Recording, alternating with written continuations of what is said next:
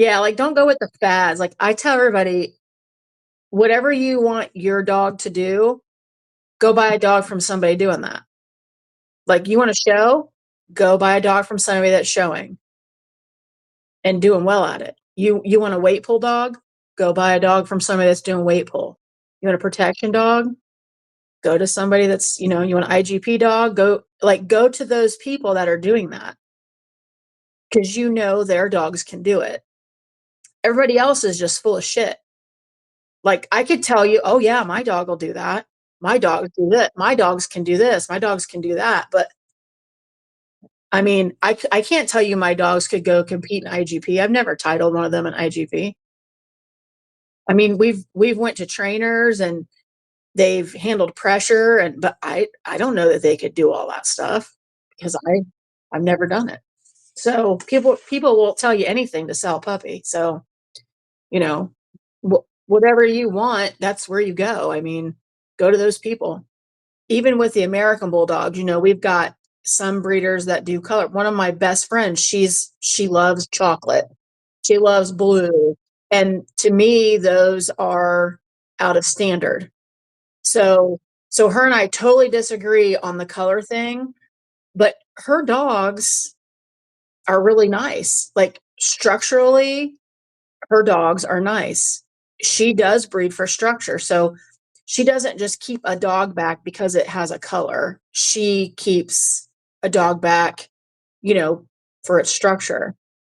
And even her, like, uh, I feel like as a breeder over the last maybe 6 years, she has grown so much. Like, she started going to training with one of her dogs, like, because American Bulldogs really need an outlet. They if they can do like some bite work training, like some drive building, um, they really it really helps them mentally. And people don't realize what a mental strain it is for a dog to go to a dog show. Like, it is a mental strain on them. Like, they get stressed out. There's all these people, there's all these different smells, all these dogs barking, like, you got strange people all around. Like, it is a mental stressor to go to a dog show. And the earlier you start them, the better. But if you can get your dog into something else too that you both enjoy, that gets them, like, out of the house, like, whether it's obedience training, like AKC and UKC have obedience trials that you can do. They have dock diving. You got fast cat. You've got, UKC has the spot title, which is like the AKC's canine good citizen, like, so there's tons of things to do with dogs regardless of what registry you're in. So I feel like any of the dogs, if you want to make sure you have mentally sound breeding stock, you need to go do something with them. Like, we haven't really traveled a whole lot, and I'll be 100% transparent here. I went to a UKC show. I had taken 4 dogs to get hips tested. I lived in Florida, and we drove back to Ohio for our hip testing. So I took those 4 dogs on, I can't remember, Wednesday. They got knocked out, did their hips. We drove up to Michigan from Ohio, spent the night, went to a dog show, and none of them acted appropriate. Like, one of my girls was like acting like she was scared of everything. And I mean, it was embarrassing, but it's my own fault. I hadn't taken her anywhere. Like, I hadn't went anywhere.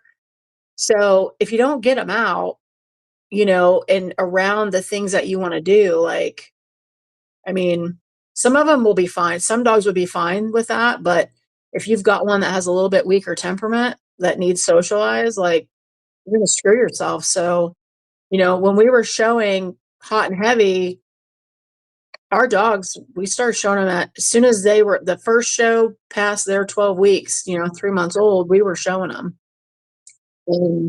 I mean, if you want a show dog, that's what you got to do. You got to get them out there and get their head straight. Let them experience whatever it is you want to do. And well, and like showing is supposed to be one of the first things that you accomplish before you breed a dog. So them earning a championship title is like a check mark saying this dog meets the breed standard and is basically eligible to move forward in the breed. And then your health testing. So your breed club sets forward whatever health testing for that breed. So to me, those are the things that should be able to be accomplished. So I have this female who I don't know if she's going to be able to be shown. I don't even know if her temperament's good enough to show. If she can't go get in the show ring and stand and not act like an a-hole, try to like snap at somebody or whatever, I mean, she's probably going to get fixed and she won't go in my program. So I think it's important for me anyway to say on here that, I think I think that's the first thing a dog should be able to do is to be able to go in the show ring and earn a championship title. Now, I have dogs that we've bred that weren't champions, but I really think, especially at this stage in my breeding, with my dogs, if they can't make that, they don't go in. Like I have enough dogs to last me the rest of my life probably. So if they don't have the temperament to go in and show, that's like the least, that's the first thing they got to be able to do. They got to be able to do that. So now I don't know how, I mean, technically Frenchies are supposed to be like that. Shorties are, they don't really push showing them as part of like a prerequisite. And I don't know why. I think it's because I'm speculating here and just from things I've seen, but I think it's because in the beginning with the shorties, there was like issues with some of the registries on what standard they were using and, how the judges were perceiving the standard and what dogs were getting put up. And so I think it became, not frowned upon to show anything like that, but it just wasn't like pushed like it is in other breeds where that should be like the first thing you should be able to do. So I don't know. We haven't shown Frenchies. Well, I did show Paris one I had a long time ago. I did show her in ABKC because she was a blue fawn. But she was a nightmare. She had split heats, took us forever. We got one litter out of her. The whole litter, that was a nightmare. Had 5, ended up with 2. Like she went to labor early. It was like the worst experience ever. And I almost gave up on Frenchies, like forget it. My American Bulldogs are so much easier. Like I didn't have to progesterone test my American Bulldogs, just day 7 to 14, put them together. They naturally breathe, they naturally whelp. I had one C-section in like 15 years, with the American Bulldogs, and Frenchies, you got to schedule one and it's stressful. So yeah, half of them don't want to be a mom, for 2 or 3 days after their surgery. And I'm like, this is stupid, but like, what am I doing to myself? But yeah, the Frenchies are a whole nother game. Like with like the reproductive side of it, it's a lot. It's a lot of money. It's a lot of time, especially if you work. Like you work full time, you got to go for progesterone. Sometimes 3, 4, 5 different times. You got to pay for that every time. You got to drive there, drive back. You know, then you gotta do an ultrasound. Like if you're lucky, and I was lucky in Florida, I had a vet like 10 minutes from me. I could pay him, you know, to do all that. I had a whelper down the street that if I was out of town for work, she would go pick my dog up and take it. Or she would go draw the blood and take the blood. Like, and then if I had to go out of town right after a litter was born, she literally lived on the same road as me, like a mile down the road. So I could give her my mom and puppies if I had to leave for work. And yeah, so it's a whole like after the progesterone with the Frenchies though, um, I do progesterone the American Bulldogs a lot now too, because it's nice to know exactly what day they're coming, you know, for work. Like I need to know, like, because I want to, sorry, I want to be there. So, you know, what day do I need to be there, you know? Yeah, we would breed our American Bulldogs and we'd count 63 days from the day they were bred, and then they would never come on that day. And we're like, thought it was 63 days. Well, it's not. It's 63 days from ovulation, and you don't know when that is if you don't progesterone test. So, you know, there's a whole lot more science behind breeding. And then, you know, I feel like you know, I'm always I'm always reading articles. I'm always watching podcasts. I'm like, I love to learn. Like, you know, I'm like a forever student of dogs. Like, I want to know everything that's going on. Like, uh, you know, and I want the facts. I don't just like, you know, Joe Blow says you should do this, you know. So I like really research stuff, and I really feel like this day and age, people don't do that anymore. Like they just want to get on the internet or social media and get a quick answer, and they don't even know why they're doing it. Or, you know, I don't know. And even veterinarians, like that whole practice has changed. Like, um, I can't imagine the next generation what they're gonna have to deal with veterinarians, because like our older farm vets are fantastic. Like they actually think about, and I'm not saying all new vets are bad. I don't want to get like all the veterinarians after me, but I'm just saying that, you know, our old school vets, I don't know if it's how they're taught in school or what it is, but it's like they don't want to work with breeders. Like, you know, oh no, we can't take your shots. Okay, well, I've probably given more vaccines than your vet tech has. And, you know, they're like, well, they could not be refrigerated. Well, that's not true, because I order them from a company that ships them air freight in a cooler with ice packs to my house. And if I called them and said the ice packs were melted, they will send me new vaccines. Like I do, you know, we do know what we're doing, some of us. So I don't know if some people have ruined it for others or what, but you know, just like giving your own vaccines. You know, like I always take my puppies for their first one and then let the vet do a health check, and I give the rest of the series if they're still there. Well, then if they go home to a family, their vet's like, we can't accept these shots.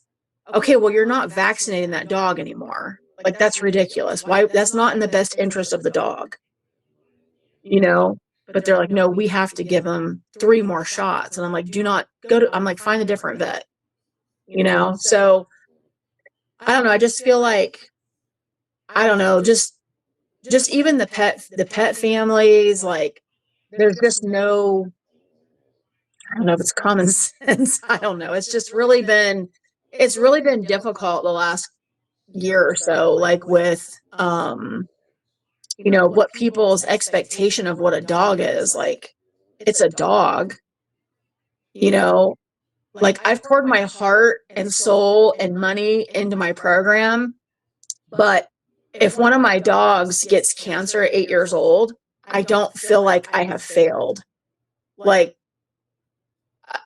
that's pretty common in bulldogs, especially for them to get cancer, you know, 6, 7, 8. and up, like you hear about it all the time. It's very common.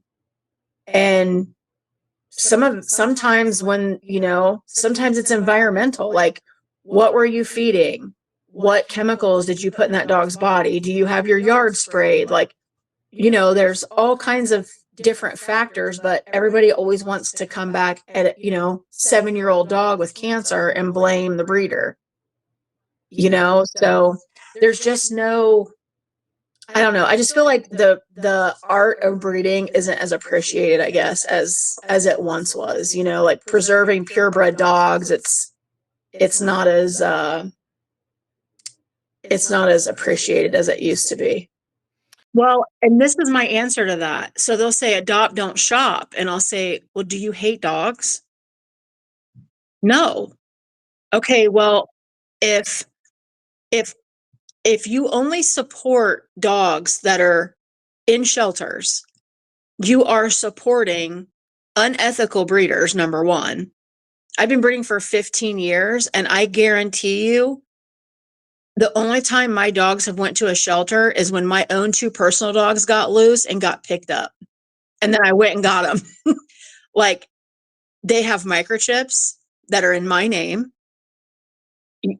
I have contracts. They have to come back to me if people don't keep them.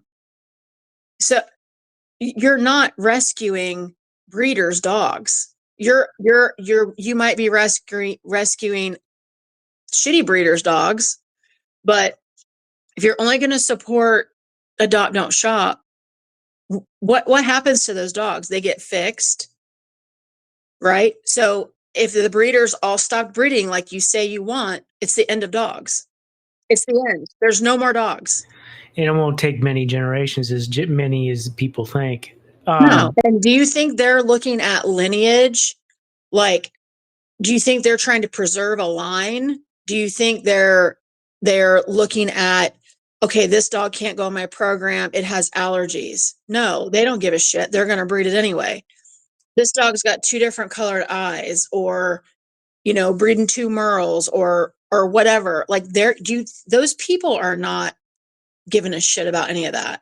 So when you do that, when I hear adopt, don't shop, it just pisses me off, because I get it. I love dogs, right? I love dogs. I work with rescues, right? I'm not anti-rescue.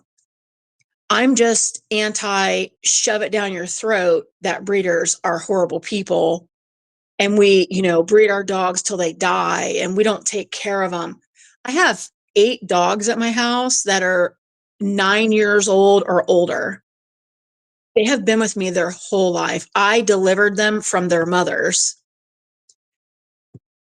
3 of them have had 1 litter, and that's all they'll ever have.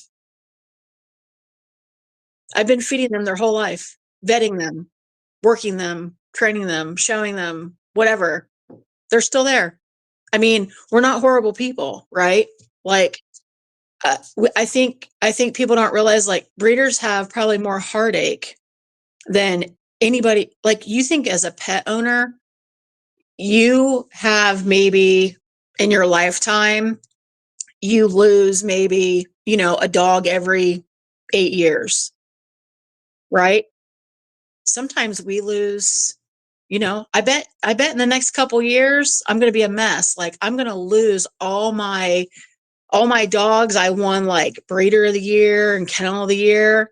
All my girls are going to be gone, and they're all probably going to go around the same time. They're all about the same age, so in the next like 2-3 years, they're going to be 12 if they make it that long, so, and then we've had crazy stuff. Like, we moved to Florida, we had a litter of puppies.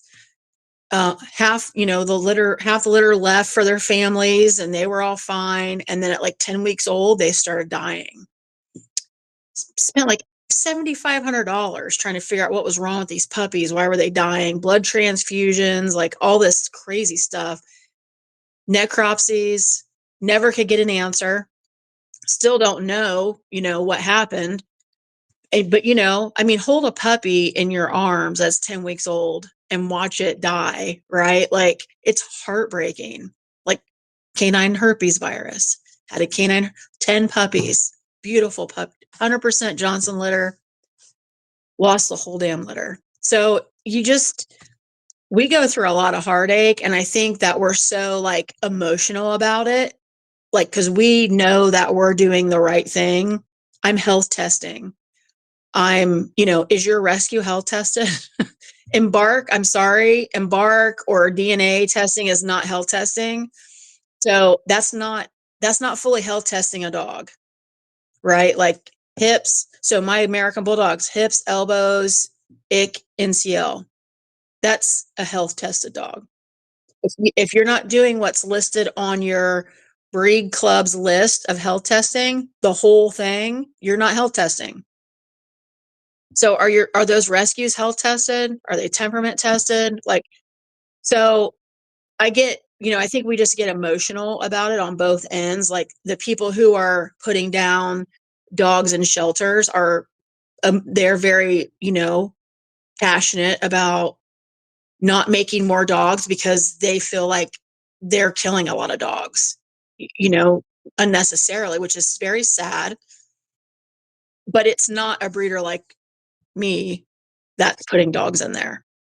So I think instead of just saying stop breeding, I think we need to figure out a way to stop those breeders.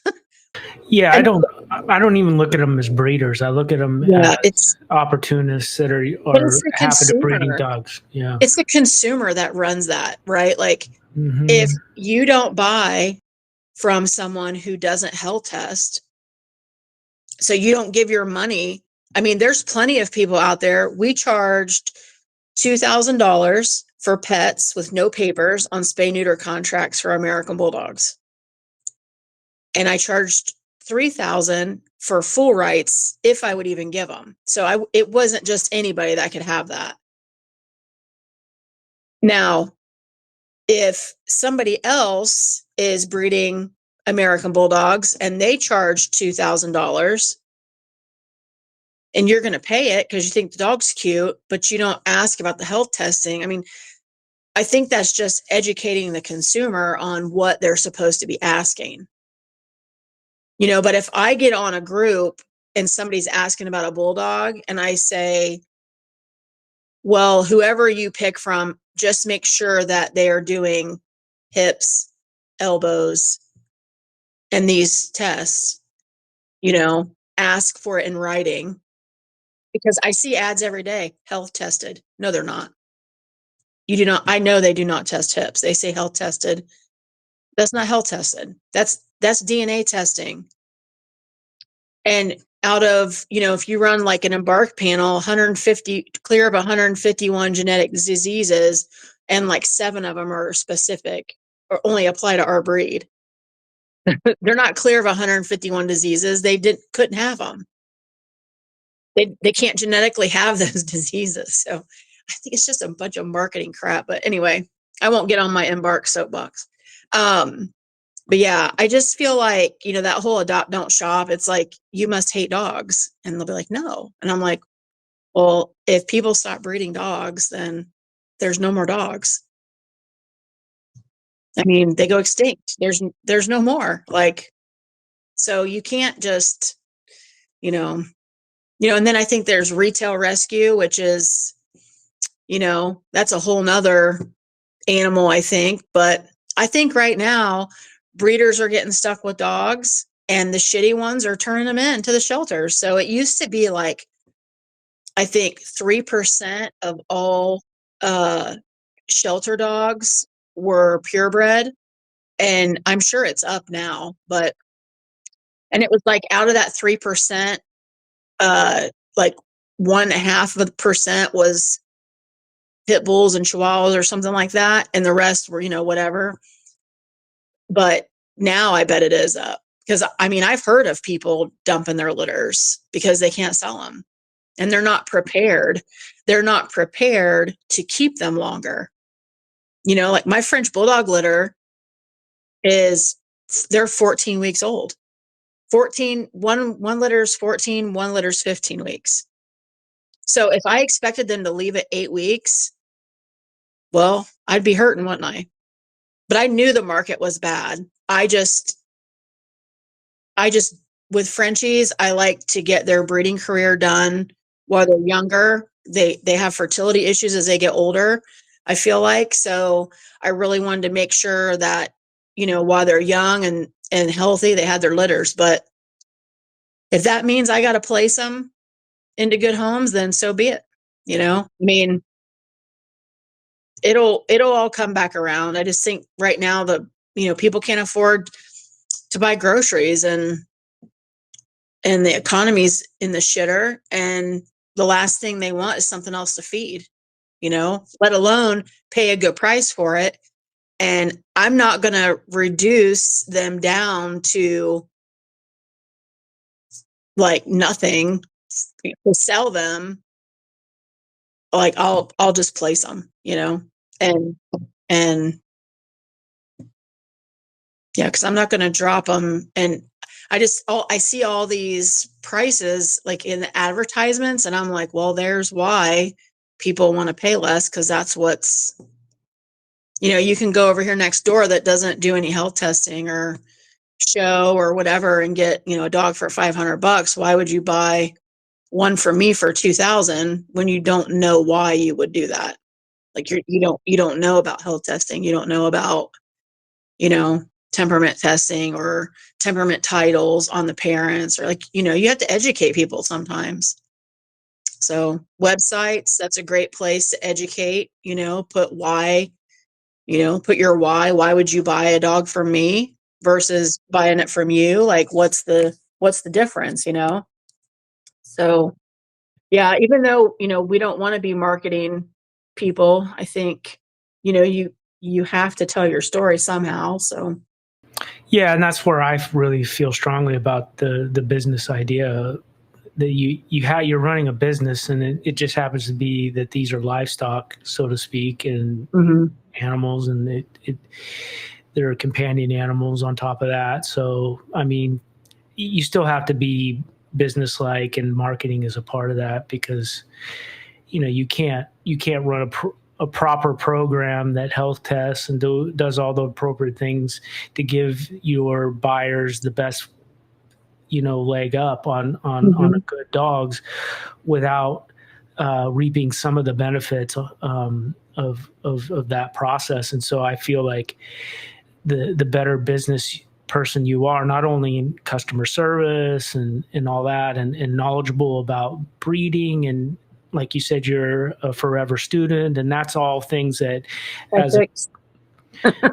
it's all things as a consumer. And believe me, this last year has made me even more cynical. I'm a cynical person as is on everything, and it's made me even more cynical about a lot of this. And so that's all things that I want to know from a breeder that's doing those things and is really passionate about continuing to better themselves in their program. And unfortunately, you if you pay attention and just a tiny bit like I do, you do see some of the negatives. But oh yeah, there's always, I mean, anything you do, anything you would I mean, Boy Scout, you're going to be in the Boy Scouts, or you're going to, your kid's going to play football. I mean, there's always going to be,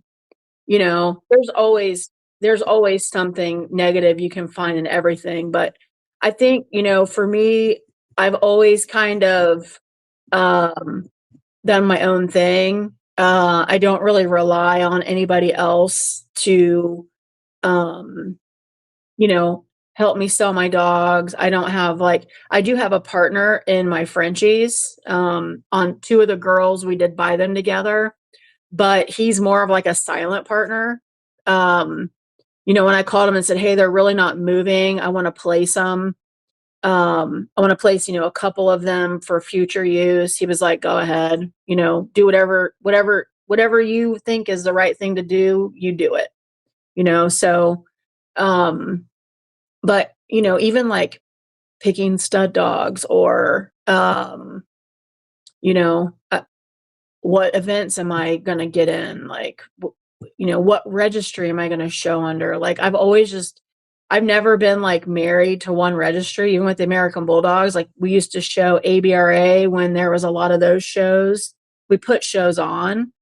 I've put shows on in all three of the American Bulldog registries. We've we've had shows with all of them, you know, put them on. And now I think we're going to go show UKC. And I like the idea of showing against other breeds. I like the idea of not having to drive 9 hours to go to a show because, like you said, you're almost 50, so am I. So I just made a post the other day of I had a post about how many dogs I was taking to a dog show. I was like, "Oh my god." I had 17 dogs I took to nationals, 17. I took a whole litter of puppies. They were like all like just turned 3 months old, and I wasn't sure which one I wanted to keep, and so I took the whole litter, and I was handing dogs to everybody. "Can you show a dog? Can you show a dog? Can you show a dog?" Yeah, we took 17 dogs. And it had, I had shorties. I had shorty bulls at that show and American Bulldog. I don't know if I had my Frenchie. I don't think I had my Frenchie then. But yeah, we took 17 dogs. And so I had made a post and said, "Man, I used to go hard, but now you'd be lucky to see me there with one." Because I mean, now it's like, oh, I got to drive 8 hours and carry a crate. Yeah. So it's not as, I'm not as gung ho as I used to be. I still love to show. I'm still super competitive. Um, I just judged my first NKC show. So I went through and became a judge, and the one judge couldn't come over from Canada, so she asked me if I could step in, and I did. And I handed my dog to somebody else to show. And but yeah, I love showing. Like I do once I get there, I like doing it. It's one of those things. Where do you live now? I thought you were still in Florida. No, we moved back to Ohio in August. Oh, okay. Yeah, we moved back to Ohio in August. Yeah, we bought a farm in Xenia, Ohio, and so we've been working on, we have a huge horse barn, so we're working on converting it over for the dogs. And um yeah, it's um I'm from um I'm from Beaver Creek, Ohio, which is right next to where we moved to. Yeah, but I'm originally from near the Dayton area. Yeah. Yeah, we lived in Clayton, Ohio when we left and moved to Florida. And it's all just suburbs of Dayton, really. All those towns are suburbs of Dayton. And then yeah, we went to Florida for 5 years, and it was nice, you know, being warm all the time, but it really was hard on my dogs. Honestly, that heat was really hard on them. And you know, we didn't have like a setup where they could just be in the AC all day. So and Florida's really bad. Like, I mean, the parasites are bad, bugs. Like, I joke around with my friend Paula and tell her it's like living in Jumanji. There's just something all the time, like a snake or a bug or a spider that's trying to get you.